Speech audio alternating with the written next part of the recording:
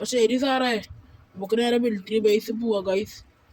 അവിടെ പോയിട്ട് നമുക്ക് സഹായം ചോദിച്ചേക്കാം. മിലിറ്ററിക്കാരൻ ഇങ്ങനെ വിളിക്കുന്നു, എന്നെ ചോദിച്ചേക്കാം. ആ ഫ്രാങ്ക്ലിനാണ് സംസാരിക്കുന്നത്. അതെ, ഇവരെ താങ്കൾക്ക് വേണ്ടിട്ട് ഒരു ഹെലികോപ്റ്റർ കൊണ്ടുവച്ചിട്ടുണ്ട്. ഗണ്ടുകള് വേറെ പറഞ്ഞാൽ മതി. കുഴപ്പമില്ല സാർ, എന്റെ ഒരു തോക്കോളൊക്കെ ഉണ്ട്. ഇപ്പൊ കാര്യങ്ങളൊക്കെ അറിഞ്ഞിട്ടുണ്ടാവൂലോ നമ്മുടെ സിറ്റിയിൽ ഗോഡ്സിലൊക്കെ ഇറങ്ങിയത്. അത് കാരണം നിങ്ങളാണ് ഞങ്ങൾ തെരഞ്ഞെടുത്തിരിക്കുന്നത്. നിങ്ങൾക്ക് സമ്മതമാണോ? അതെ സാർ, നമുക്കൊക്കെ സമ്മതമാണ്.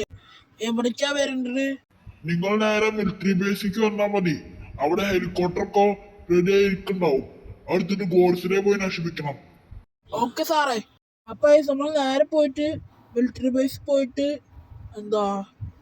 ഹെലികോപ്റ്റർ എടുത്തിട്ട് ഗോഡ്സയെ നശിപ്പിക്കാൻ ചെയ്യേണ്ടതെന്നാണ് അവര് പറഞ്ഞത്. അപ്പൊ നേരെ അങ്ങോട്ട് കൂടാം. അപ്പൊ നമ്മൾ മിലിറ്ററി ബേസിൽ എത്തിയിട്ടുണ്ട്.